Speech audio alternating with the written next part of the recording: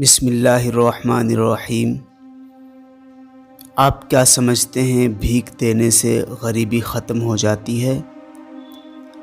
ہم نے 2 نوعمر بچوں کو لیا، ایک کو پرانے کپڑے پہنا کر بھیک مانگنے بھیجا اور دوسرے کو مختلف چیزیں دے کر فروخت کرنے کے لیے بھیجا۔ شام کو بھکاری بچہ 800 اور مزدور بچہ 150 روپے کما کر لایا۔ اس سماجی تجربے کا نتیجہ واضح ہے۔ دراصل بحیثیت قوم ہم بھیک کی حوصلہ افزائی کرتے ہیں اور محنت مزدوری کی حوصلہ شکنی کرتے ہیں۔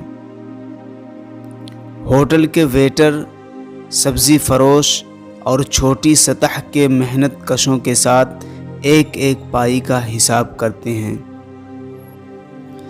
اور بھکاریوں کو 10-20 بلکہ 150 روپے دے کر سمجھتے ہیں کہ جنت واجب ہو گئی۔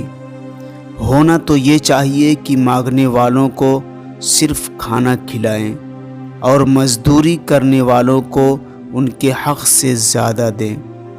بھکاری کو اگر آپ 1 لاکھ روپے نقد دے دیں تو وہ اس کو محفوظ مقام پر پہنچا کر اگلے دن پھر سے بھیک مانگنا شروع کر دیتا ہے۔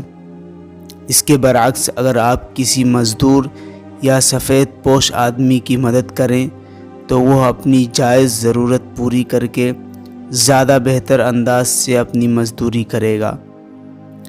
کیوں نہ گھر میں ایک مرتبان رکھیں، بھیک کے لیے مختص کریں، اس میں ڈالتے رہیں۔